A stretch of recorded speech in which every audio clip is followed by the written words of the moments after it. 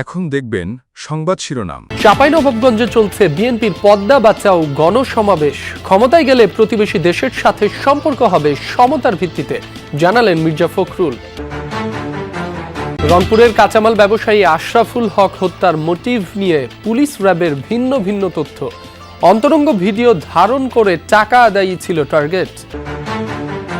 নেত্রকোনার কেন্দুয়ায় মহাজনের ঋণের ফাঁদে নিঃস্ব অনেকে। আপন বোন ভগ্নিপতির কাছ থেকে ঋণ নিয়ে কারাগারে এক নারী। নোয়াখালীতে খাস জমিতে হাটবাজারের ইজারা দিলেও নির্ধারণ করা হচ্ছে না টোল।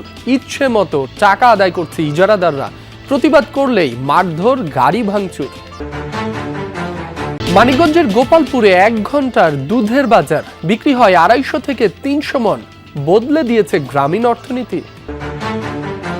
আসসালামু আলাইকুম। এতক্ষণ দেখছিলেন সংবাদ শিরোনাম, এখন দেখবেন বিস্তারিত।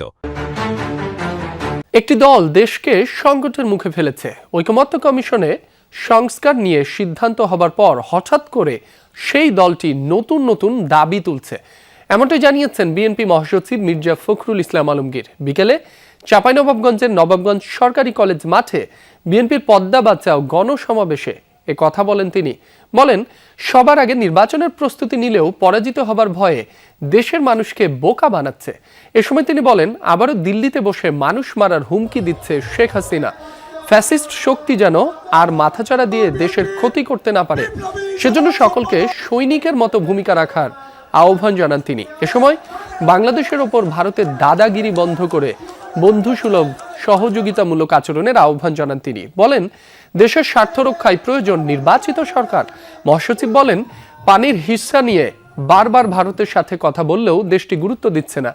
নির্বাচনের মধ্য দিয়ে বিএনপি সরকার গঠন করতে পারলে ন্যায্য হিস্সা বুঝে নিতে সর্বোচ্চ চেষ্টা করা হবে। আমাদের উপরে দাদাগিরি বন্ধ করা, এটা আমরা চাই যে আমাদের প্রতিবেশী দেশ তারা ইচ্ছে করলেই তারা আমাদের সঙ্গে সুসম্পর্ক রাখতে পারে। দুর্ভাগ্যজনকভাবে আমরা গত এই সরকারের, মোদী সরকারের সময় দেখেছি উল্টো তারা বাংলাদেশের সময় চাপে ফেলেছেন। ইকুয়াল ফুটিং এর কথা বলতে হবে, মর্যাদা রাখতে হবে, সমমর্যাদা রাখতে হবে। কেন আজকে গোলযোগ সৃষ্টি করতেছেন? আপনারা হঠাৎ করে লাফায় উঠছেন যে ক্ষমতায় যাবেন। এই দেশের মানুষ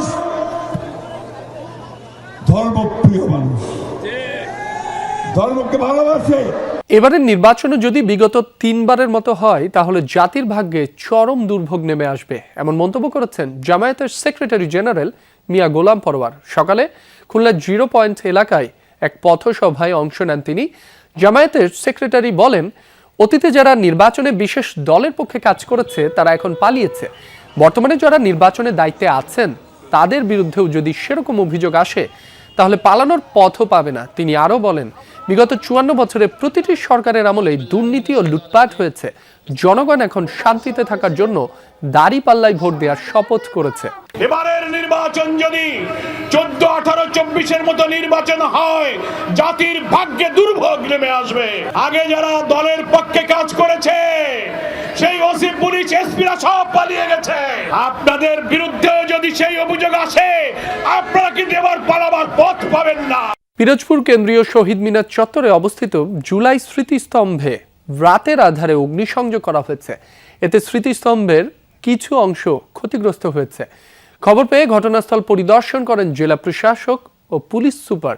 স্থানীয়রা জানায়, গতরাতের কোনো এক সময় এই ঘটনাটি ঘটে। এদিকে অবহেলার কারণে নিরাপত্তার দায়িত্বে থাকা 2 পুলিশ সদস্যকে ক্লোজড করেছে কর্তৃপক্ষ। তাদের বিরুদ্ধে আইন অনুযায়ী ব্যবস্থা নেওয়া হবে বলেও জানায় পুলিশ। এই ঘটনায় জড়িতদের খুঁজে বের করে দৃষ্টান্তমূলক শাস্তির দাবি জানিয়েছেন বিভিন্ন রাজনৈতিক দলের নেতাকর্মী ও শিক্ষার্থীরা। রংপুরের কাঁচামাল ব্যবসায়ী আশরাফুল হক হত্যার মোটিভ নিয়ে পৃথক তথ্য দিল পুলিশ ও র্যাব। ব্রিফিংয়ে র্যাব জানায়, প্রেমের ফাঁদে ফেলে অন্তরঙ্গ মুহূর্তের ভিডিও ধারণ করে টাকা আদায় করাই ছিল জরেজ ও প্রেমিকা শামিমার টার্গেট। আর পুলিশ বলছে, ত্রিভুজ প্রেমের কাহিনী থেকেই এই হত্যাকাণ্ড। আশরাফুল শামীমার সম্পর্ক মেনে নিতে পারেনি জরেজ। ছিল জরেজ আর শামীমার মধ্যে প্রেমের সম্পর্ক। জরেজের স্ত্রী জেনে গেলে ঘনিষ্ঠ বন্ধু আশরাফুলকে দায়িত্ব দেন পরকীয়া থেকে ফেরানোর, কিন্তু ডিএমপি বলছে ঘটে উল্টো ঘটনা। আশরাফুল নিজেই পা দেন শামীমার প্রেমের ফাঁদে। 11 নভেম্বর 3 জন শনির আকড়ায় এক রুমের বাসা ভাড়া নেন। সেখানেই শামীমার সাথে কথা বলতে চায় আশরাফুল, যেখানেই বাদ সাজে জরেজ। এক পর্যায়ে রাগের মাথায় হত্যা করে আশরাফুলকে। নেত্রকোনার কেন্দুয়ায় মহাজনের ঋণের ফাঁদে পড়ে নিঃস্ব হয়েছেন অনেকে। ব্ল্যাঙ্ক চেক জমা দিয়ে ক্ষুদ্র ঋণ নিলেও পরবর্তীতে পড়তে হচ্ছে নানা বিপত্তিতে। এর মধ্যে আপন বোন ও ভগ্নিপতির কাছ থেকে ঋণ নিয়ে কারাগারে দিন কাটছে এক নারীর। এতে প্রতিবন্ধী সন্তানদের নিয়ে বিপাকে পরিবারের সদস্যরা।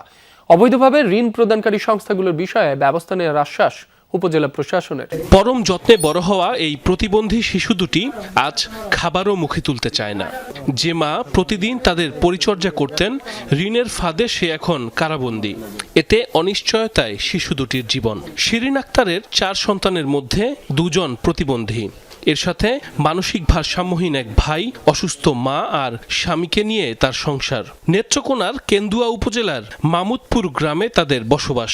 অভাব অনটনের মুখে 6 বছর আগে আপন বোন আর ভগ্নিপতির কাছ থেকে ব্ল্যাঙ্ক চেকের মাধ্যমে 1.5 লাখ টাকা ঋণ নেন শিরিন।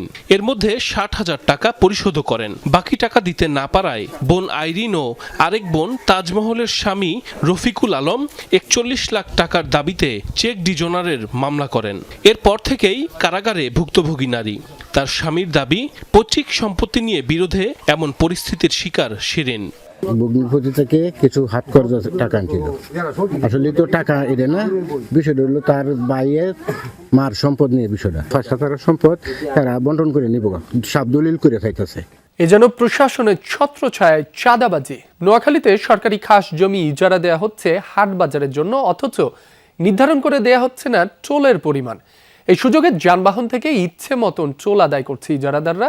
এমনকি বাজার ছাড়িয়ে পার্শ্ববর্তী সড়ক থেকেও টোলের নামে চাঁদাবাজি চলছে। কেউ দিতে অস্বীকৃতি জানালে গাড়ি ভাঙচুরের পাশাপাশি করা হয় মারধর।